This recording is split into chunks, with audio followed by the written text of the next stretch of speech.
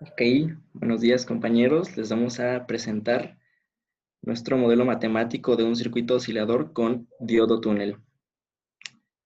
Como saben, lo vamos a presentar mi compañero Luis Arredondo y su servidor Jesús Olvera. Bueno, un circuito oscilador son aquellos capaces de convertir energía eléctrica de corriente continua en corriente alterna.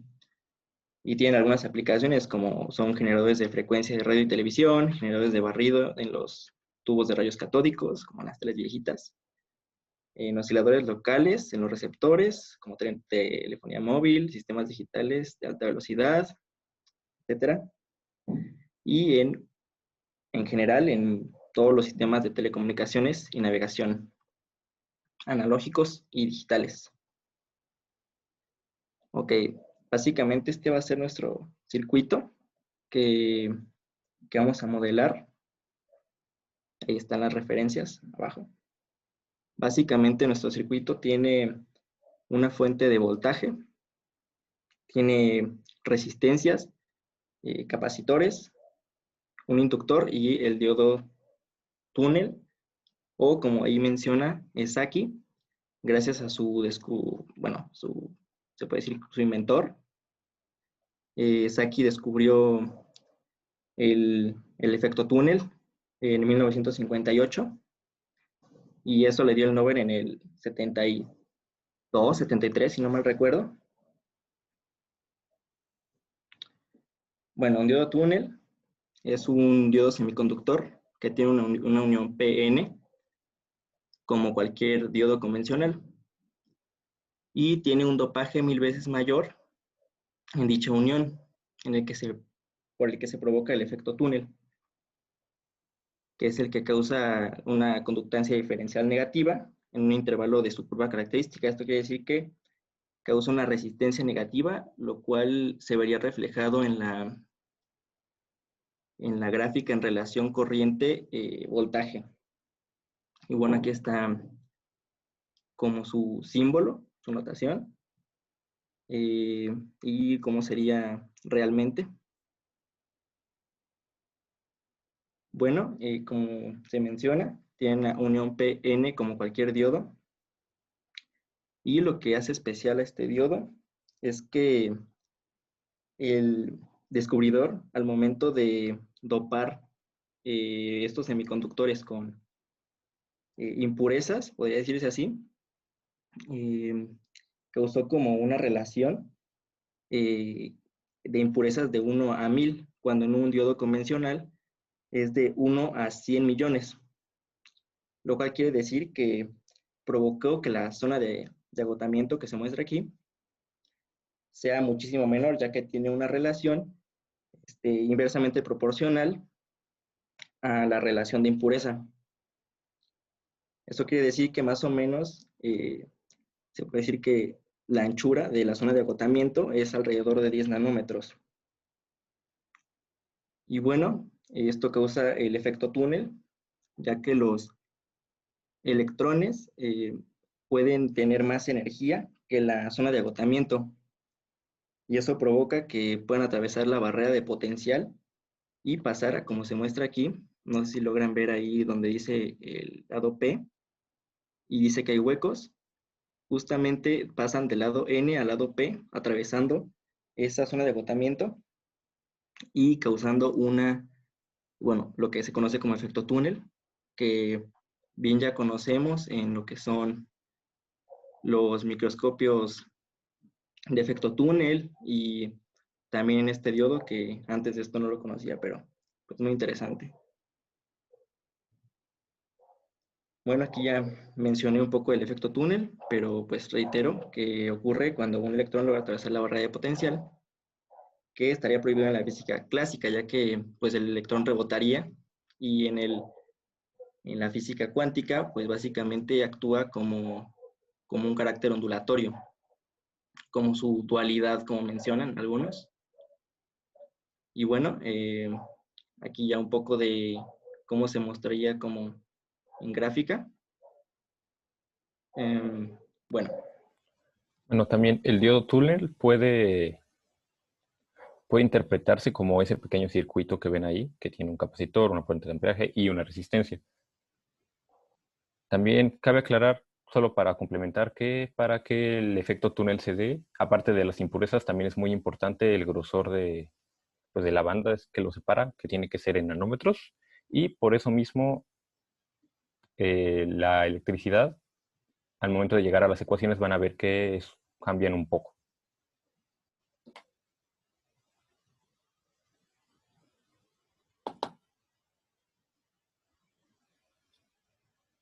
La que sigue, Ramiro.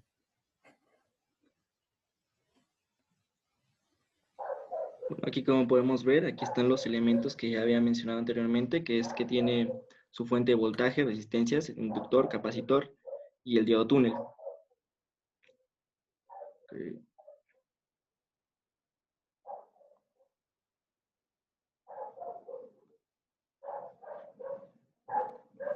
Bueno, en la gráfica de ahí se puede observar básicamente uno de los modelos que revisamos,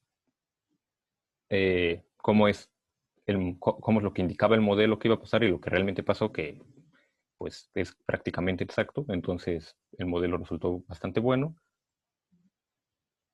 Y la que sigue.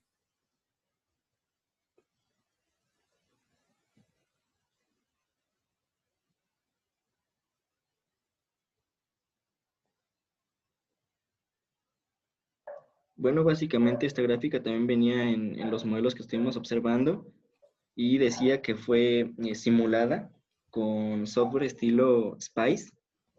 Justamente menciona uno llamado PSpice y pues también estábamos viendo si podríamos utilizar el LT Spice. No sé si usted sabría, profesor, si se Sí, puede utilizar el diodo túnel sí, en el software.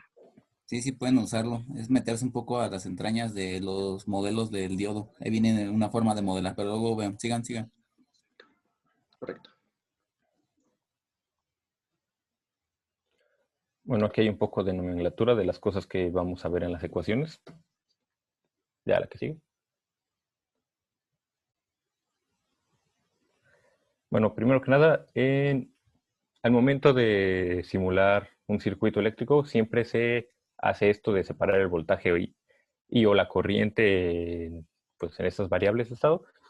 También esta ecuación que ven aquí abajo es la de la corriente por lo general en un diodo normal, no en un diodo túnel. Pero esta ecuación se suele complicar por, como ven, tienen el exponencial del voltaje multiplicado por esa alfa que solo representa la pendiente.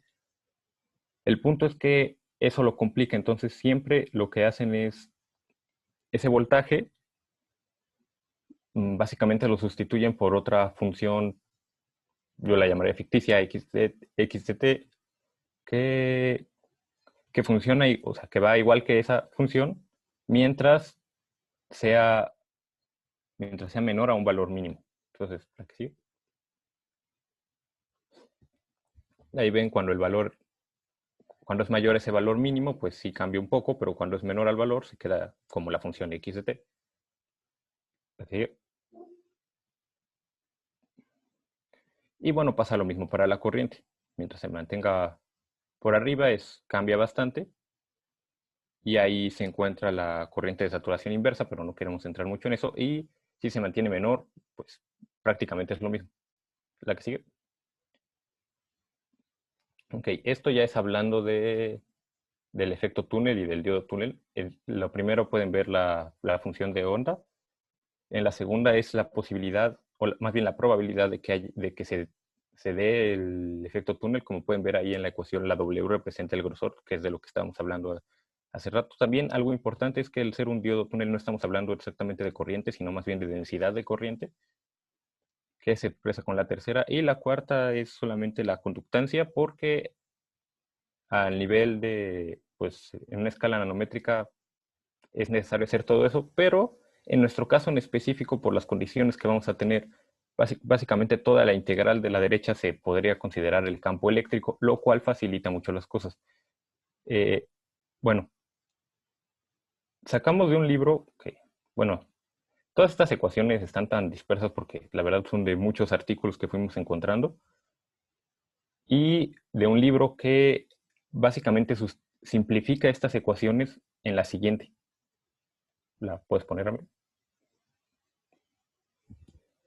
La verdad, el proceso de simplificación está muy largo, tiene mucho que ver con cuántica y me quedó claro el porqué, pero debo admitir que no todos los pasos pues, los entendí.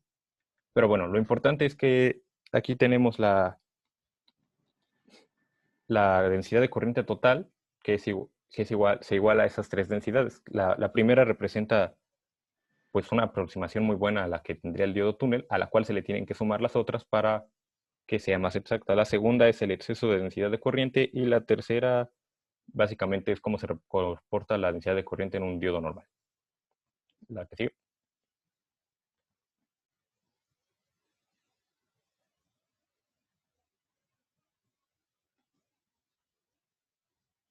Cada una de ellas tiene su propia ecuación, por así decirlo, y ahí están. Y ahora sí aplicamos lo que vimos hace rato de sustituir el voltaje por una función x de t dentro de cierto parámetro. Y eso hace que cada una de estas ecuaciones nos dé otras dos. La que sigue, Ramiro. Ahora, como ya tienen en común esas ecuaciones, el x de t y el parámetro, ya es muchísimo más fácil, pues, como diría, simplificarlas para... Sí, simplificarlas. La que sigue, por favor.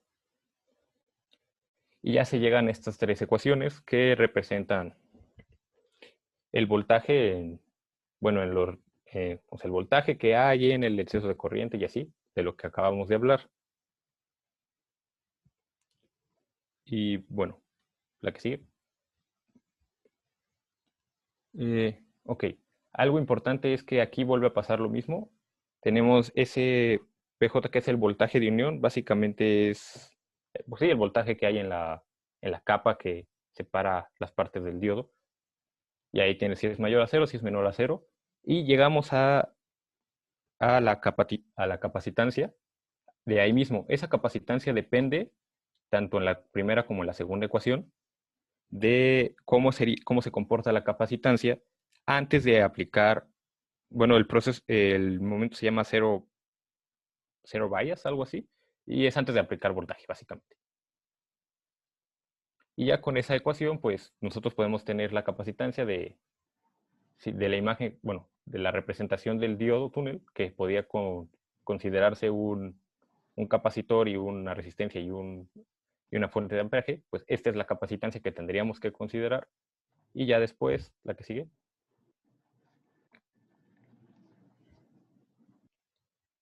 Ya tenemos el voltaje que es necesario para que empiecen a fluir la corriente de un lado al otro para que se pueda generar el efecto túnel. Es igual a pues esa ecuación con la constante de Boltzmann. Y es muy importante la concentración es tanto del aceptor como del donador, o sea, y el número de electrones en la banda de conducción, que es el mismo que hay, el número de agujeros en la otra banda. De huecos. Y ya, básicamente eso sería todo. No sé si quedó claro.